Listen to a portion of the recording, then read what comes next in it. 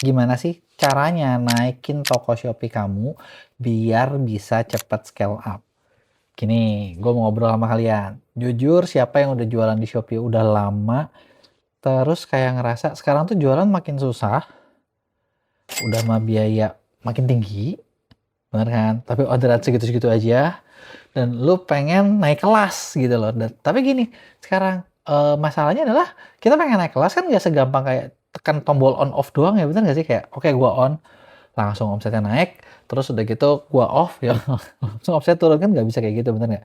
Emang apa sih tanda-tandanya, gimana sih caranya gitu kan supaya investasi kalian atau effort apapun yang kalian lakukan itu bisa efektif dan bikin toko Shopee kalian makin naik kelas. Nah, di video kali ini gue mau bahas beberapa eksperimen, beberapa temuan yang gue temuin gitu kan ketika kita ngerjain banyak toko di Shopee yang scale up. Nah, tapi sebelum gue mulai, buat kalian yang baru nonton, jangan lupa buat klik tombol subscribe-nya dan aktifin lonceng notifikasinya ya. Yuk kita mulai. Gini, fair lah, yang namanya scale up toko itu pasti didampingin semua seller. Siapa sih yang nggak mau ibaratnya orderan sehari 1, 2, 3 gitu kan, jadi 100, jadi 1000 gitu kan, pasti kan pengen kayak gitu kan. Tapi masalahnya adalah kapan nih waktu yang tepat buat toko kalian tuh bisa scale up gitu kan. Tanda-tandanya ada nggak sih gitu kan, indikatornya. Terus udah gitu buat scale up tuh harus ngapain sih? Apakah cuma sekedar naikin budget iklan? Apakah sekedar mungkin bikin produk baru atau apa sih? Nah, ini yang kita bakal bahas secara detail ya. Yang pertama, kalau lo mau scale up, sebenarnya tanda-tanda pertama adalah yang perlu kalian lihat di toko itu bukan gini, kalau toko kalian maksudnya masih nggak stabil, langkah pertama yang lo harus punya adalah toko lo stabil dulu. Stabil tuh gimana sih? Jadi kayak ordernya sehari berapa nih? Misalnya kayak, oh per hari 10. Kayaknya kalau per hari 10 belum bisa sih. Mungkin kayak lo udah mengarah ke orderan lo tuh di atas 50, udah mendekati 100 gitu kan, dan itu udah stabil. Stabil tuh jangan cuma ngomong kayak sekali-sekali doang pas campaign. Tapi ya memang udah cukup stabil selama 1 bulan terakhir, batas bawahnya itu 100. Gitu ya, 50 sampai 100. Ketika lo bisa kayak gitu, ya toko lo pasti lebih gampang gitu loh buat dinaikin. Tapi gua tahu dapetin 100 orderan per hari sekarang susah. Bener nggak? Siapa yang ngalamin?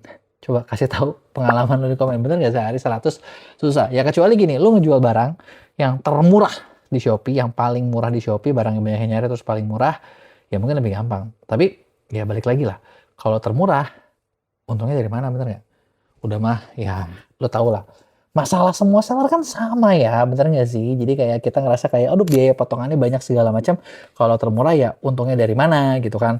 Bener nggak? Biasanya kan ya sering banget lah yang komen tuh kayak, wah jangankan 50 order, jangankan 100 order gitu kan. Dapetin sehari aja 5 udah susah, bener nggak? Bener kan? Tapi kalau lu mau naik kelas, yang pertama adalah lu harus secara historisnya datanya segitu dulu gitu. Terus oke, gue tahu ketika gue ngomong gitu pasti banyak yang kok gimana caranya biar cepet naiknya gitu ya. Ini gue kasih kisi-kisinya. Sebenarnya kalau misalnya toko kalian masih baru, mungkin video ini bukan buat kalian. Ya lu harus nonton video yang ini nih, yang lain nih. Beberapa cara buat naikin di awal. Tapi kalau lu pengen tahu pun nggak apa-apa, kita terusin. Gue bakal kasih tau kalian step yang lebih tingginya. Tapi kalau misalnya step dasar banget ya, dasar banget adalah lu harus bisa menemukan yang produk yang market fit.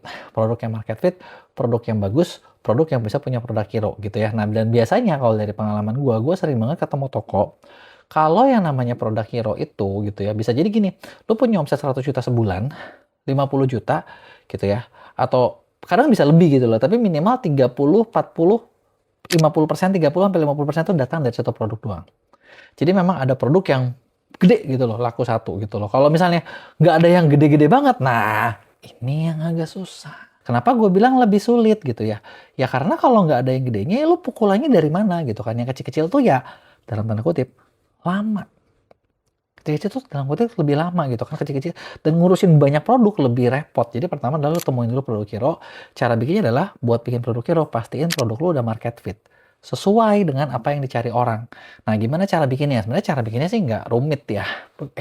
Nggak rumit. Rumit kali. Gila, rumit banget tuh bikin produk hero. Siapa yang bilang susah? Gampang gitu ya. Sorry, gue keceplosan. Salah.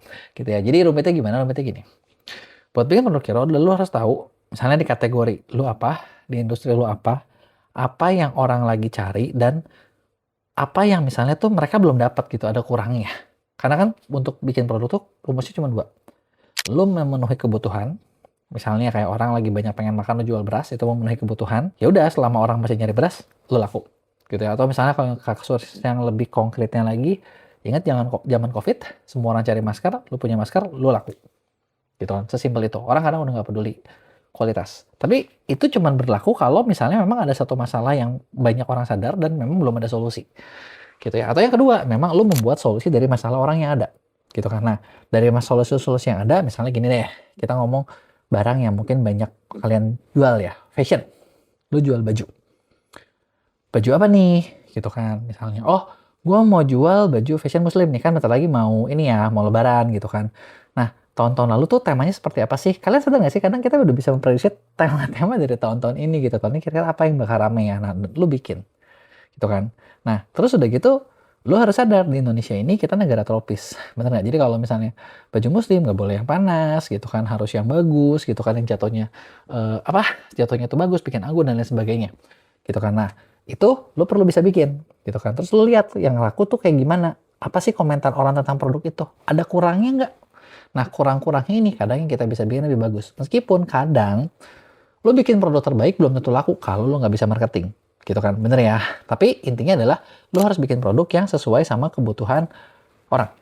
Gitu kan. Nah, gimana cara ngeceknya produk lo sesuai sama kebutuhan sama orang? Gitu kan. Karena biasanya yang namanya seller selalu berpikir dari pola pikir dia sendiri. Gitu kan. Oke, gue bikin ini, modalnya segini, gue pengen laku biar harganya segini. Gitu kan. Selama marginnya masuk, nggak masalah. Gitu kan.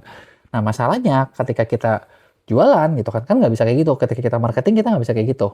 Gitu kan. Jadi caranya adalah produk lo laku atau enggak ya lo memang kasih iklan dulu, kasih traffic dulu.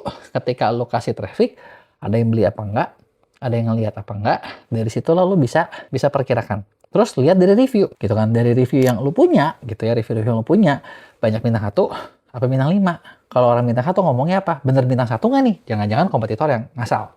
Atau mungkin orang yang, maksudnya gini ya, bukan kompetitor sih, tapi kan bayar kita tuh kadang kurang cerdas. Jadi kayak yang salah pengiriman, kalian yang disalahin. Itu nggak valid ya.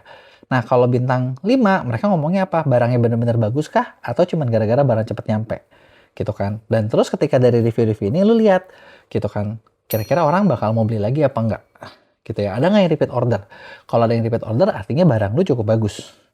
Gitu kan. Nah, terus ini adalah ngomongin si produknya. Yang kedua, selain ngomongin produk, tadi kan gue ngomong kalau lu mau laku apa enggak, lu harus lihat marketingnya kayak gimana. Nah, efektivitas marketing itu bisa dilihat salah satunya adalah ketika lu punya barang, lu bikin SKU di Shopee nih, ya kan? Foto produk lu, deskripsi lu, informasi lu, udah bener apa enggak? Udah bagus apa belum? Udah informatif apa belum? Gimana cara kita ngeceknya? Sebenarnya simpel. Kalau pembeli, tiap kali mau beli, banyak nanya.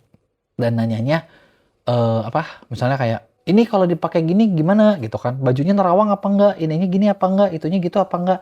Ketika dia menanyakan tentang informasi produk, mungkin artinya informasi produk yang lo tampilin kurang jelas, makanya mereka nanya. Kecuali mereka nanya cuman kayak barang ready nggak ya, kalau itu barang ready atau enggak kan orang Indonesia itu selalu harus nanya ya, ya udah itu lupain aja, abaikan aja. Tapi kalau ketika chat lo masih banyak yang tentang pertanyaan detail, nah itu dia tuh, itu artinya info kalian kurang jelas, kalian bisa di upgrade. Nah, itu adalah basicnya. Nah, ketika lo punya basicnya ini bakal memudahkan yang pertama, buat dapat order ini jadi stabil. Gitu kan. Tapi yang lo perlu ingat adalah stabil, punya produk hero, jangan sampai kayak gini, produk hero lo juga jangan sampai lo terlalu nyaman. Nyaman dalam artian apa nih gitu ya. Nah, coba lo lihat kalau lo punya produk hero, produk yang laku banget, ini produk umurnya udah berapa lama? Apakah trennya masih terus naik? Apa trennya udah stuck? Apa trennya cenderung menurun? Karena banyak banget yang sering gue temuin adalah dulu barangnya laku banget, sekarang barangnya turun. Nah, siapa nih yang ngalamin kayak gini? Gitu kan, ayo coba aku. Biasanya suka banyak sih yang ketemu kayak gitu. Jadi kayak, duh kenapa ya barang gue dulu laku banget, sekarang enggak. Ini kayaknya algoritma Shopee pilih kasih nih, ini kayaknya begini nih, ini kayaknya begitu nih. Nah, kalau lo ngalamin barang lo lagi turun, sebenarnya bisa jadi bukan algoritmanya yang salah, tapi yang salah adalah produk kalian itu dalam tanda kutip hype-nya udah hilang, trennya udah basi. Kalau trennya udah basi, gimana? Kita harus rubah. Karena menjual sesuatu yang sudah basi itu bakal jauh lebih susah daripada lu ngejual sesuatu yang memang lagi rame. Ya kan? Nah, disitulah lu harus menciptakan sesuatu yang baru. Jangan nyaman dengan apa yang ada, ya bikin nih gitu kan, terobosan-terobosan barunya. Malah sebenarnya yang ideal adalah lu bikin produk mungkin kayak 3 bulan atau 6 bulan sekali nge-launching sesuatu yang baru dan dibanding dengan sesuatu yang udah rame. Karena kenapa? Karena ya di Indonesia ya, maksud gua ketika kita bikin barang kita laku, barang kita rame, pasti ada yang ngikutin deh. Nggak mungkin nggak. Ya maksudnya orang Indo dalam tanda kutip, ya apa ya istilahnya ya, kalau ada yang ikut tuh sirik aja gitu kan. Pengen ikutan, dia tembak, harganya dibanting, yang menghancurkan kita. Bener kan? Ya, jadi masalahnya adalah seperti itu. Terus nah kalau kayak gitu, kayak gimana? Jadi makanya lu harus bikin yang baru. Oke? Nah, tanda-tanda pertama adalah tadi gue bilang order lu udah stabil. Tanda-tanda kedua adalah dari order stabil lu punya produk hero. Yang berikutnya adalah fulfillment kalian bisa nggak bener-bener mengatasi tanpa masalah. Karena kenapa yang namanya platform, yang namanya e-commerce pasti nggak suka kalau misalnya lu dikasih order banyak tapi lu nggak bisa memenuhi. Itu bakal jadi poin-poin pelanggaran. Makanya lu cek deh keterlambatan pengirimannya kayak gimana. Berapa persen sih lu terlambat? Nah, kalau ada banyak yang persen terlambat, itu lu harus benahin. Gitu kan. Benahinnya gimana? Nah, benahinnya adalah ya lu harus mempercepat tim operasional. Gitu loh. Maka dari situ, lu mau scale up, lu tidak akan pernah bisa scale up kalau kalian kerjanya masih sendirian. Gitu. Kenapa gue bilang gitu? Karena gini, gue ngalamin kok. 2015 gue mulai jualan di Shopee. Awalnya gue yang packing sendiri. Gue ngalamin kayak makin lama tuh burnout-nya cepet banget. Gitu. Kenapa cepet banget? Ya iyalah, pagi-pagi kadang kita harus nyari mastiin stok barang, cek barang, bener nggak? Lu harus ngecekin orderan, balesin chatnya konsumen yang kagak ada berhentinya, yang kadang isinya cuman barang ready apa enggak, bisa dikirim hari ini nggak? Gitu doang kan? Ya kan, kesel juga tuh. Bener nggak? Nah, udah gitu, lu dikejar-kejar. Sekarang ada yang namanya kecepatan pengiriman kan, harus berubah statusnya sebelum jam berapa. Gitu kan, belum lagi ngurusin iklannya, belum lagi ngurusin lain-lainnya, bisa gila. Ini kalau menurut gue bisa gila. Makanya di sinilah yang berikutnya adalah lu harus punya tim dan sistem operasional supaya apa? Fulfillment lu cepat. Gitu kan. Gimana lu mau scale up? Maksud gue gini loh, kalau misalnya kita sendiri terus ya, yang perlu dipikir adalah, oke, dulu nih zaman gue ya, oke, gue dulu making sehari, kalau kena 100, itu punggung udah kayak mau patah-patah. Gitu kan, punggung udah pegel banget tuh. Ya nggak mau udah pakai apa tuh namanya, printer thermal juga cuma tempel. Tapi kan capek, bener nggak? Buang waktu, bener nggak? Belum harus ngecek barang pengiriman dan lain sebagainya. Nah, maka dari itu lu harus punya tim, lu harus punya sistem operasional yang itu tuh udah memastikan sesuai semua kebutuhan lu beres. Jadi kalau misalnya kita ngomong kayak zaman dulu ya, orang tuh ngerasa kayak jualan di Shopee itu kerjaan ibu rumah tangga yang nggak ada kerjaan buat ngisi waktu doang. Kagak, ini sekarang harus profesional semua. Karena kalau sendiri udah nggak mungkin. Sebenarnya kalau mau ideal lagi ya, lu marketing sama orang gitu kan, karena lu ngecekin iklan, lu harus ngelihat data analisanya, bikin strategi marketing baru. Itu kalau dikerjain sendiri semuanya, pusing juga, kagak bakalan ada waktunya. Jadi sebenarnya harus punya tim. Timnya terdiri dari apa sih?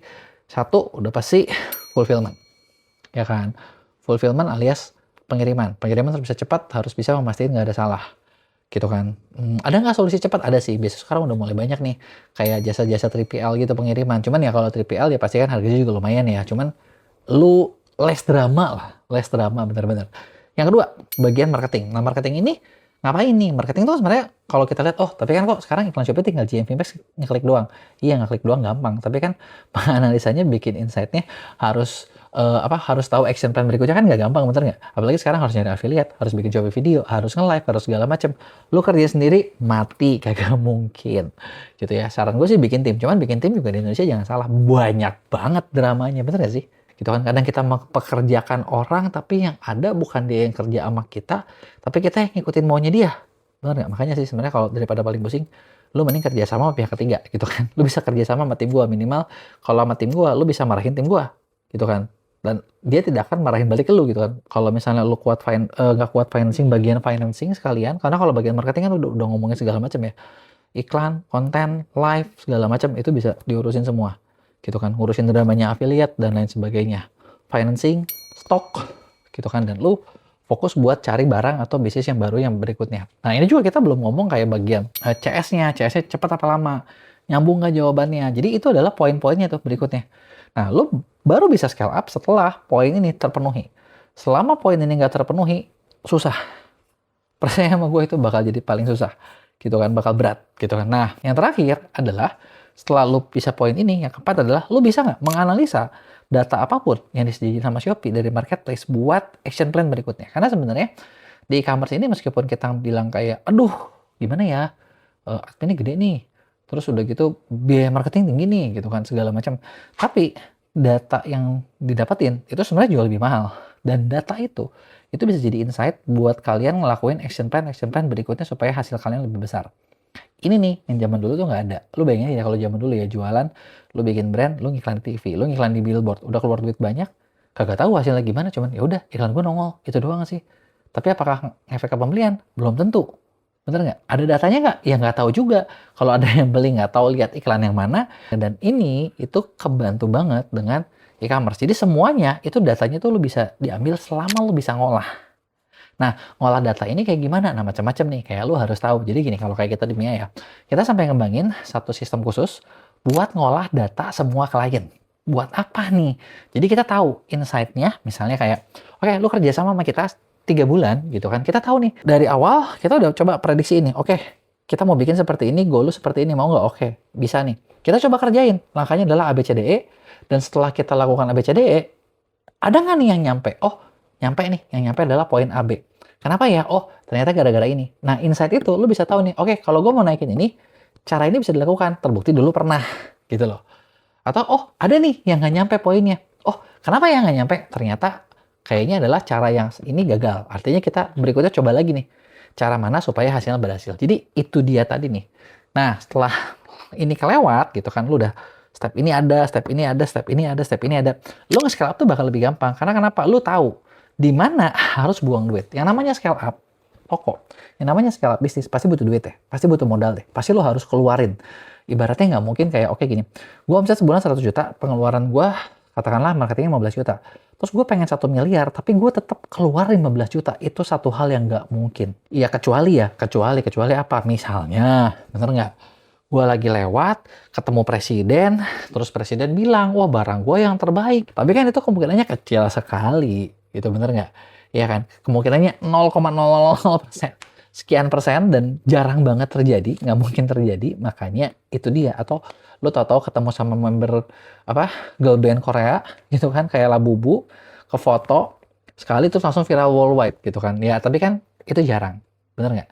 Jadi yang masuk akal adalah biasanya gitu, lu harus siapin budget buat keluarin. Tapi keluarin di mana? Nah, itulah tadi yang gue bilang, sebelum keluarin, ada nggak nih tulang punggungnya? Ada nggak indikatornya? Kalau ada indikatornya, lo keluarin, itu bisa scale up. Tapi kalau nggak ada indikatornya, lo keluarin, yang ada bakar duit. Jadi kebayangkan, nah itu dia kurang lebih sharing gue dari beberapa yang gue temuin. Nah, kalau ada yang mau lo tanyain, tulis di komen, bakal gue jawab di Q&A, jangan lupa buat like dan share.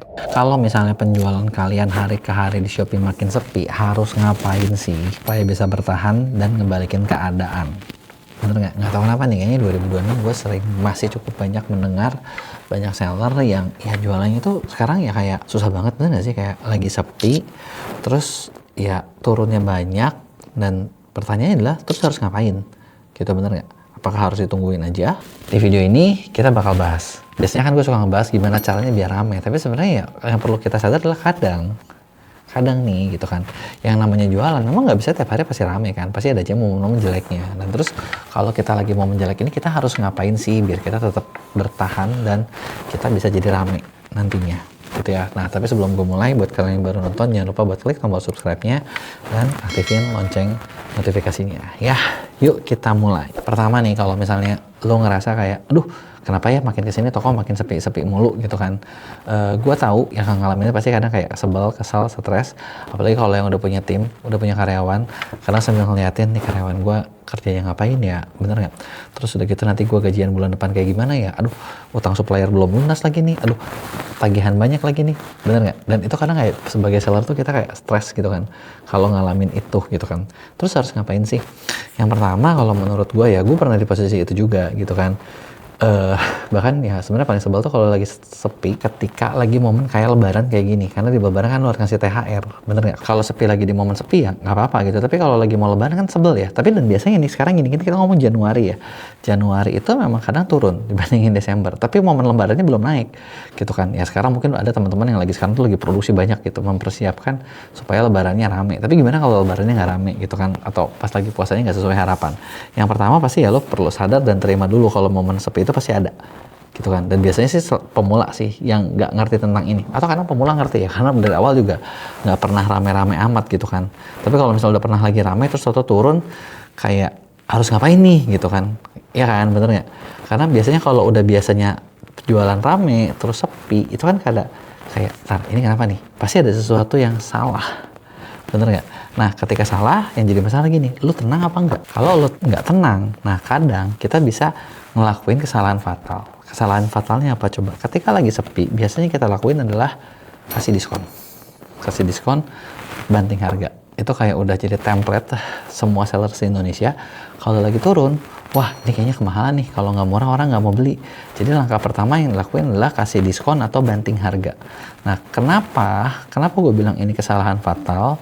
Karena kalau misalnya lo lakuin ini, yang kejadian adalah ya bukannya jadi rame gitu kan, bener nggak? Tapi mungkin ada booster di awal sih, tapi nanti ke depan lo harus banting terus, harus diskon terus, yang ujung-ujungnya profit lo juga habis. Susah ngomong kan. Dan ini bukan membangun bisnis lo jangka panjang sih menurut gua. Itu tuh kayak painkiller doang. Masalahnya nggak terselesaikan, tapi lo menghancurkan diri sendiri. Nah, yang kedua biasanya kesalahannya adalah stop budget marketing. Nah, ini udah paling fatal nih. Udah tahu lagi sepi, lu stop. Karena lu berpikir pengeluaran nih, iklan stop, stop. Gitu kan. Gak usah dulu kayak gini, kayak gitu. Kita lagi sepi. Nah, padahal ketika lu stop semua effort marketing kalian, itu malah bukan jadi makin baik, malah makin hancur. Gitu ya. Kecuali emang effort marketing kalian gak jalan gitu. Tapi kalau misalnya jalan, itu malah makin hancur. Atau yang ketiga, ya adalah lu nyalahin algoritma. Wah, ini pasti nih, ada yang lagi bermain nih. Misalnya gitu kan, shoppingnya lagi nggak adil nih gitu kan, nyalahin algoritma. Karena memang nyalahin algoritma itu adalah paling gampang, bener kan? Kalau nyalahin itu udah paling gampang deh ya. Nah, kenapa gue bilang itu kesalahan? Karena menurut gue itu nggak ngobatin. Jadi yang bener ngapain? Yang bener adalah yang pertama kali lo perlu tahu adalah kalau misalnya toko lo lagi sepi, pertama adalah lo buka data. Sepinya mulai kapan? Terus, nah kalau lo udah pernah berjualan sebelumnya, tahun lalu turun nggak? Karena gini, kita nggak bisa bandingin month to month. Month to month tuh gini, oke Desember kita naik, Desember naik, Januari bisa turun. Nah, turun nggak tuh? Nah, kita bandingin dengan tahun lalu.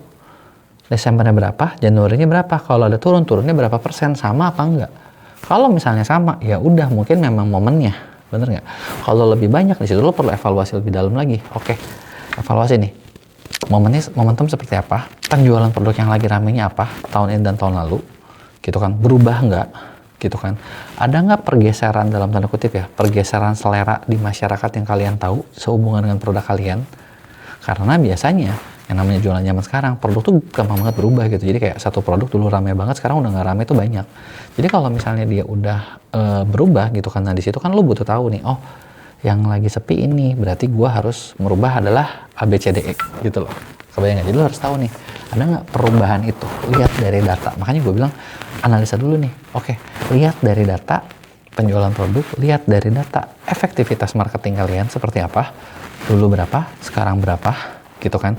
Nah, efektivitas tuh bukan cuma ngukur, oh jadi gue ngukurnya tahun lalu gue keluar duit berapa, tahun ini keluar berapa. Enggak. Lo perlu sadar adalah contoh gini, misalnya di Shopee ya, tahun lalu lo keluar 10 juta, tahun ini lo keluar udah 10 juta juga. Kenapa omsetnya berturun jauh? Lo lihat tingkat persentasenya CVR-nya sama nggak? Oke, yang pertama di situ lo bisa lihat. Yang kedua adalah tingkat konversinya. Yang kedua adalah harga per kliknya berapa. Bisa jadi gini, penjualannya sama-sama aja tingkat konversi, tapi harga per klik naik, persaingan ketat, makanya kerasanya penjualan lo turun. Padahal budgetnya sama. Dan yang gua perlu kasih tahu sama kalian adalah memang nih ya, makin kesini biaya marketing pasti makin tinggi. Kalau lu nggak bener-bener persiapin dari jauh, jadi nggak efektif dari jauh tuh mahal ujung-ujungnya. Kalau seadanya tuh mahal.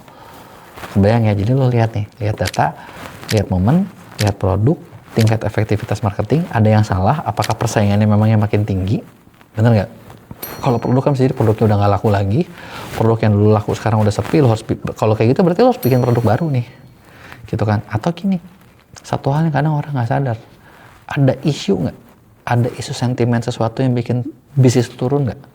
Misalnya, contoh isu ya, zaman 2020, COVID, semua orang butuh masker. Sekarang, nggak ada yang butuh masker. Itu kan isu, sentimen, yang nggak bisa ngapa-ngapain. Ya udah, trennya udah lewat. gitu. Nah, kalau lu udah evaluasi, nah baru di situ tahu nih, oh oke, salahnya di mana. Nah, kalau udah tahu masalahnya, sekarang kita benahin. Misalnya masalah lu di mana? Oke, masalah kalian dulu di momen. Kalau momen ya lu sabar aja deh, nggak bisa ngapa-ngapain. Kedua, masalah di produk. Produk lu ternyata udah nggak laku lagi. Ya udah, lu bikin produk baru. Udah mepet nih, wah ya udah ya gimana lagi, memang itu adalah salah lu karena nggak bikin produk dari dulu. Yang ketiga, marketing lu ternyata sebenarnya CVR-nya sama atau CVR-nya turun, budgetnya mahal, wah itu udah repot dah. Lu perlu bener-bener dibantuin tim yang mungkin lebih profesional dibandingin kalian, dibandingin yang bisa lu lakuin, karena buktinya ya itu turun terus gitu kan. Atau jangan-jangan misalnya gini, tim lu kurang efektif, ya itu berarti dibenerin, ini harus dibenerin deh kalau kayak gitu. Bener nggak? Perbanyak effort marketingnya, karena kalau misalnya nggak diperbanyak effort marketingnya udah pasti makin sepi gitu kan. Nah tadi itu adalah beberapa hal yang bisa perbaiki supaya maksud gue di situ ketahuan masalahnya. Ketika udah ketahuan lo obatin gitu kan. Nah dari beberapa masalah itu biasanya itu udah bakal ngebantu buat toko kalian bounce back lagi. Dan yang paling penting buat bertahan adalah ada nggak cash flow-nya. Di situ yang lo perlu cek. Kalau cash flow-nya udah nggak ada, wah itu yang paling berat deh. Karena bikin strategi apapun, kadang kita harus sadar ketika nggak benerin, udah pasti cost itu keluar, biaya itu keluar. Tapi ya kalau nggak dibenerin, udah pasti bakal makin hancur, gitu kan. Jadi kurang lebih kayak gitulah beberapa hal yang bisa dilakuin kalau misalnya toko lu lagi turun. Nah, tapi gini, yang jadi masalah adalah yang gua bahas itu kan tadi general banget, bener nggak? Nah, gimana kalau misalnya tokonya spesifik atau masalahnya spesifik? Nah, ini yang memang gua nggak bisa bahas di video. Jadi kalau kalian punya masalah spesifik, nah gue punya program namanya konsultan pendampingan ordal. Di situ kita memang nyiapin tim buat ngurusin masalah-masalahnya kalian. Dan masalahnya seperti apa itu kita bisa bahas benar-benar secara spesifik. Dan rata-rata nih klien kita nih yang masuk gabung di program ordal ini 80%-nya itu bisa achieve target yang mereka mau capai gitu kan. Jadi buat lo yang misalnya butuh dibimbing, lo bisa deh kerja sama kita. Nah kalau ada yang masih mau ditanyain, lo tulis di komen, gue bakal jawab di Q&A. Jangan lupa buat like dan share.